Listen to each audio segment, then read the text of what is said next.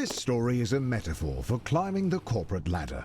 And you may be thinking that the rollerblades are a little goofy. But just last year, people were selling other people's digital copies of monkeys to try and get ahead.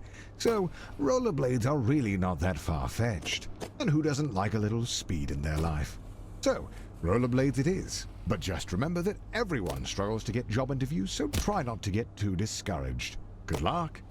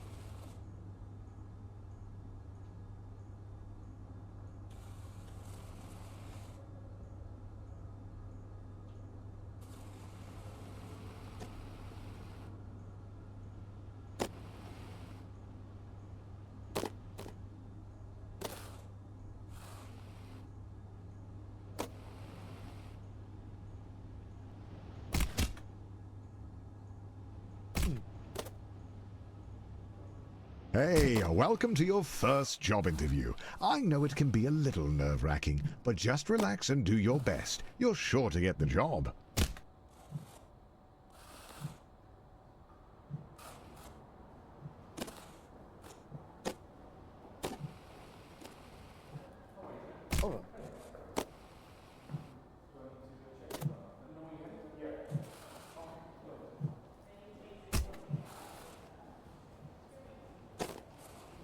Congratulations, you've completed the interview process. Unfortunately, the company needs you to do a take-home interview. I see a note here that says, "Sorry for making you jump through all these hoops."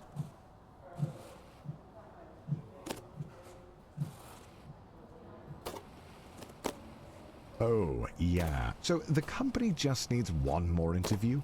The note here says, "Last one, we promise." And to ignore the hoops on fire. That's just a technical bug in their hiring system. There it is, the offer letter. You grab the letter and read it out loud.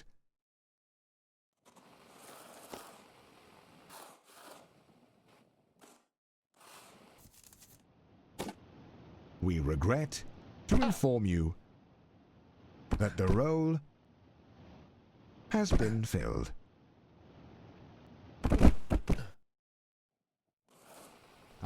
Going back to square one always stings, but you're not alone. This happens to everyone at some point in their lives.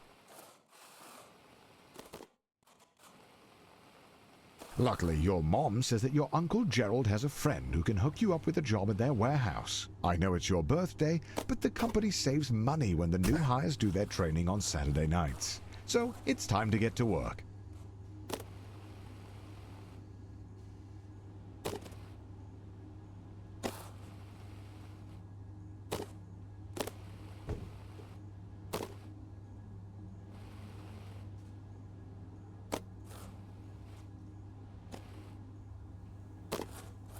Congratulations on completing your training. Go home, get some rest. Tomorrow is your first real day at work.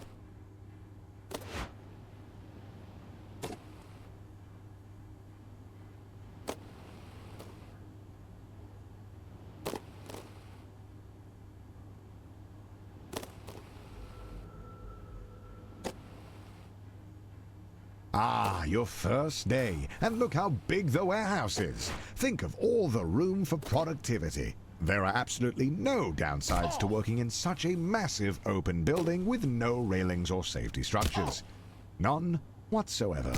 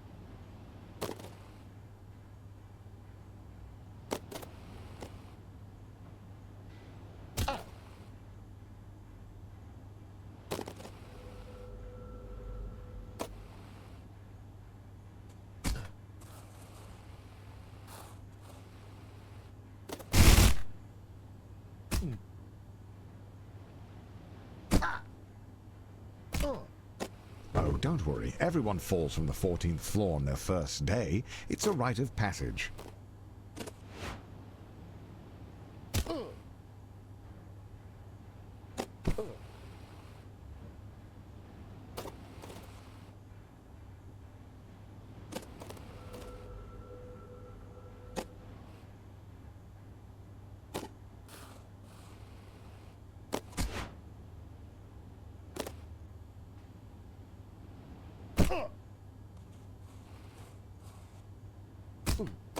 You know, some people complain about the lack of railings. But honestly, fatal injury aside, it really does let you move more boxes per hour.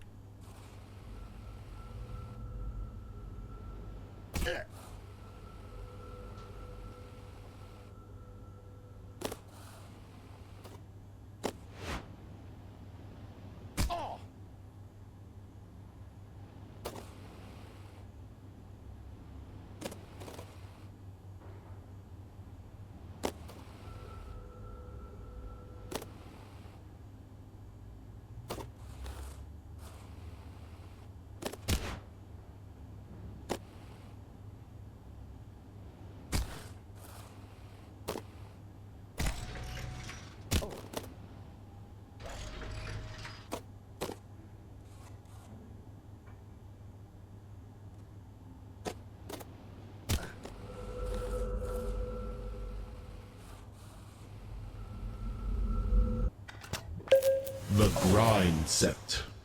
Hey guys, love the grind set. Wanted to ask a question about how I build passive income while working a minimum wage job. You know, it's kind of draining. Bro, I'm gonna cut you off right there. Minimum wage? There's your first mistake. What do you mean? That's the government, bro. The government created minimum wage. Yeah, of course. Let me tell you what they didn't make, brother. A maximum wage, okay? There's no limit at the top. Change your mindset? No, change your grind set. Yeah, okay, but how does that help me? If you want more information, you're gonna have to buy my course. Ah, so rumor has it that corporate spent all of their money on fighting Ted's injury lawsuit. So they've thrown you a pizza party instead, which, according to your boss, is arguably better. But don't worry, a manager's position has opened up, and that comes with a pay raise.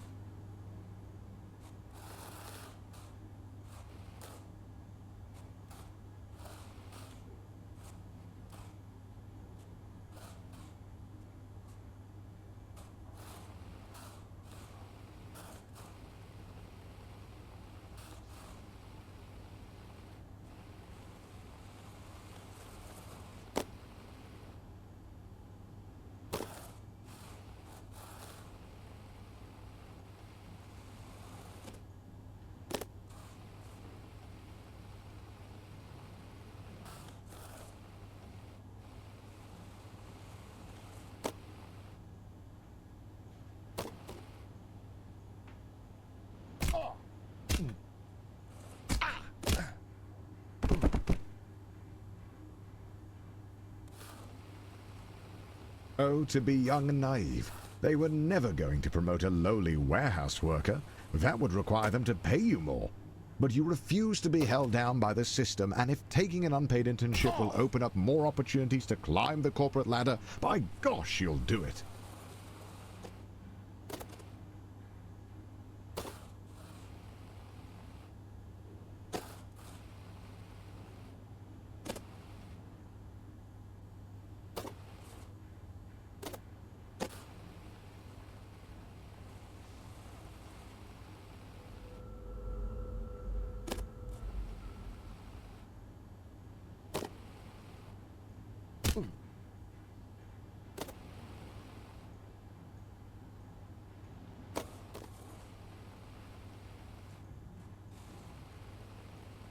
Your mom walks into your room with a letter. You got the job. Tomorrow is your first day as an unpaid intern. What an honor.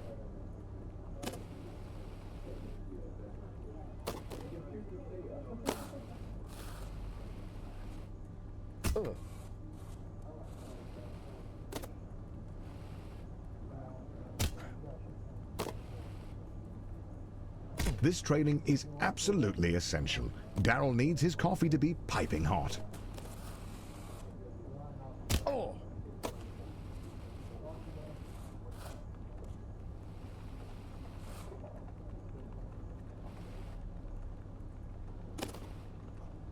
Focus up. You're going to be the best coffee runner this company has ever seen. Some would be discouraged knowing they only got the job because their obsession with rollerblades makes them the ideal candidate for grabbing coffee. But you're a little discouraged as well. Dan likes his coffee as strong as his investment portfolio, and if you want to be on Dan's good side, you better figure this out.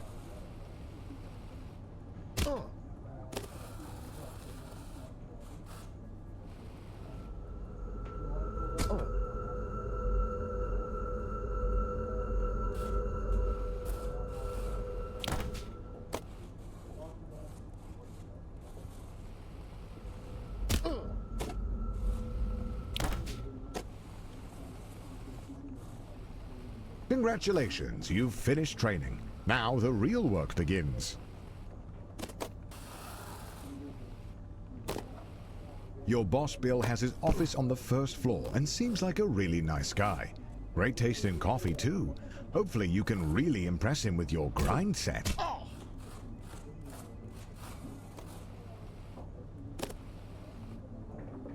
On the second floor, you meet Jim, who tells you that at the end of the year, several interns are chosen to interview for a paid position as a junior financial analyst. He tells you to just work hard and go with the flow.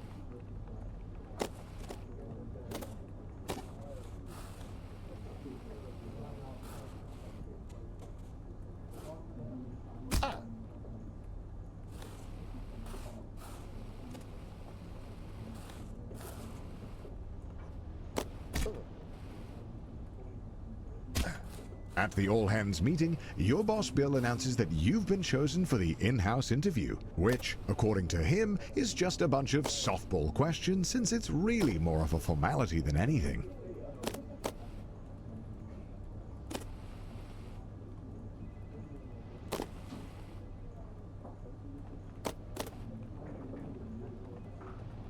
You show up to the interview looking your best. Bring on the softball questions. Question 1. What's your biggest weakness? Question 2. Where do you see yourself in 5 years? Question 3. Why do you want to work here?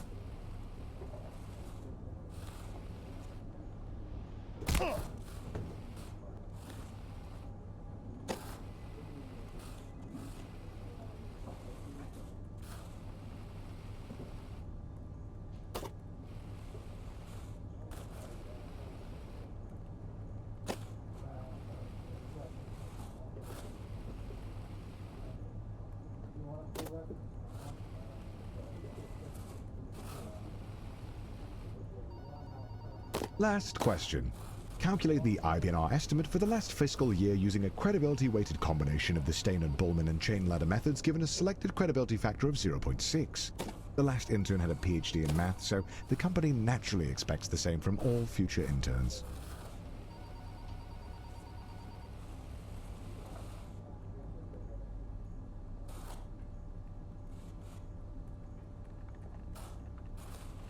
You did it! The job is yours. And as you watch the other interns get fired one by one, you can start to taste the prestige of being a junior financial analyst.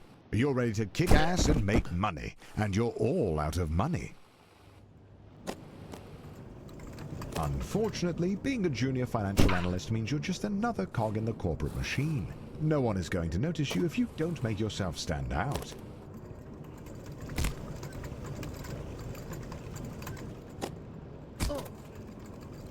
Being a cog means doing a lot of the same thing over and over again. But the company wine mixer is coming up, and if you can make a good impression, it'll go a long way.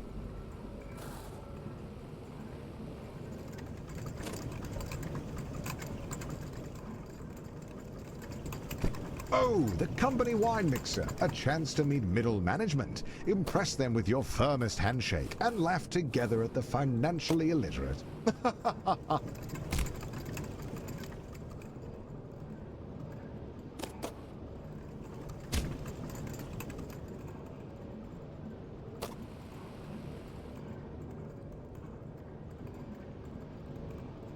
After spinning your wheels for a year, you finally get invited to the company mixer. Rubbing shoulders with middle management has you inspired. You want to be one of them.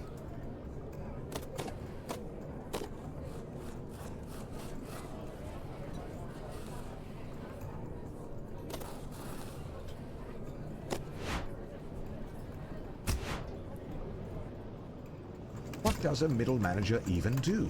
Well, nobody knows. But they get paid more than you, and that's a good enough reason.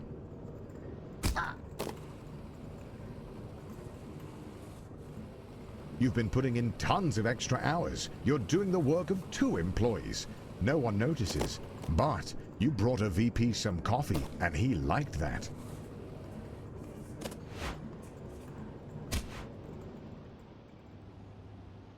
You land a dinner with one of the executives. He likes you.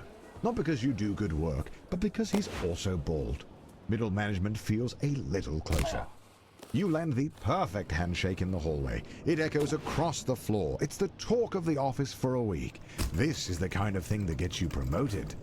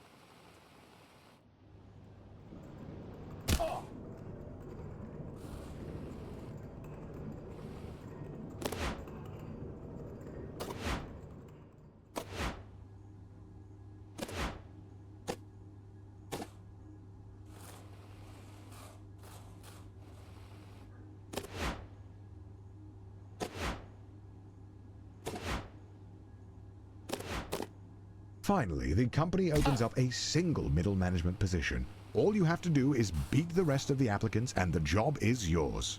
The bumpers are a metaphor for the other applicants.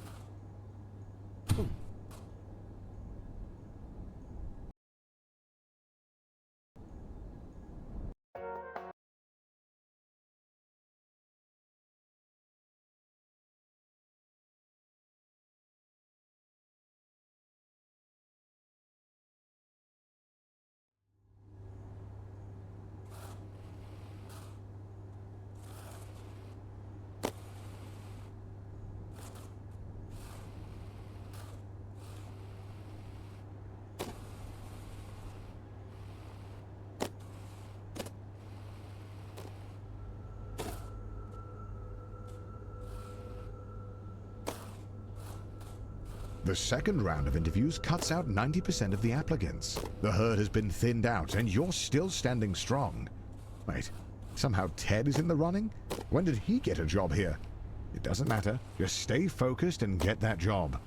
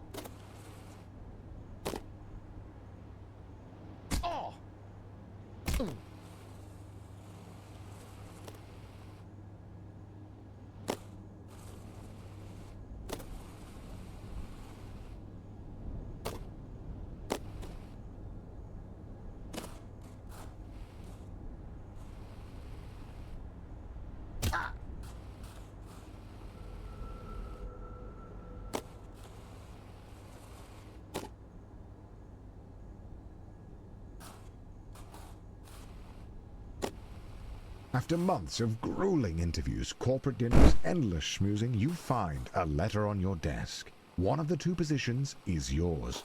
They created another position for Ted. His uncle is a VP. The prestige of middle management. You're assigned a team of juniors, a huge pay raise, and your own office with a view. Not that office. Don't be ridiculous. Oh, and by the way, if your team's earnings drop to the bottom 30%, you'll be fired.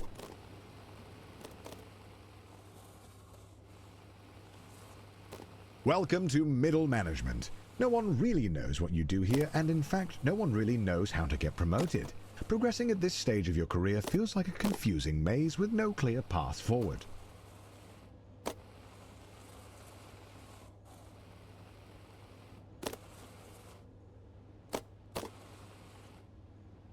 You know, a lot of people stay in middle management their whole career. Look at Dom. He's been here for 20 years. He's also bald, and he seems pretty happy.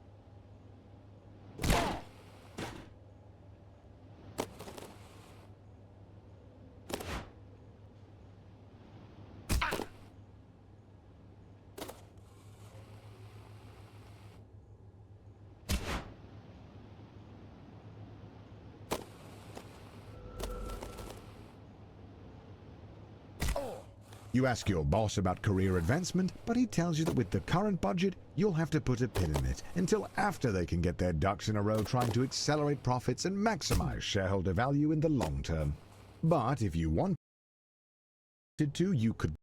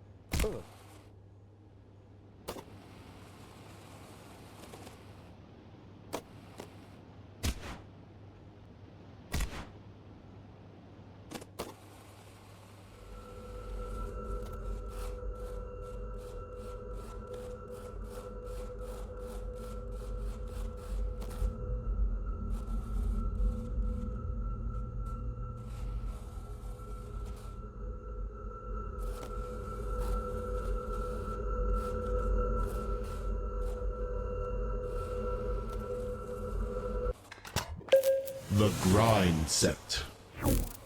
Welcome back to The Grind Set, the only business-minded podcast that gets you real results. You sound kind of down, Chaz. What's going on? I am a little down, TJ. I'm currently coming to terms with how hard it is to be rich. Everyone says being rich is easy, but it's hard. Harder than being poor. That's for damn sure. Because they don't tell you about all the enemies you make when you're rich. People trying to slander you on social media, exclude you from their social wine mixers, and probably most commonly, attempt to poison you. Oh man, I couldn't believe how much poisoning happens at the top. It really is a problem. For beta males. Sigmas like me stay one step ahead by constantly building up a tolerance to deadly poisons. You see this? I've been personally microdosing deadly nightshade for the past 3.5 weeks. Yeah, my doctor told me it's dangerous. He told me to stop. You know what I told him? Nothing. I was actually pretty sick. It's hard to speak.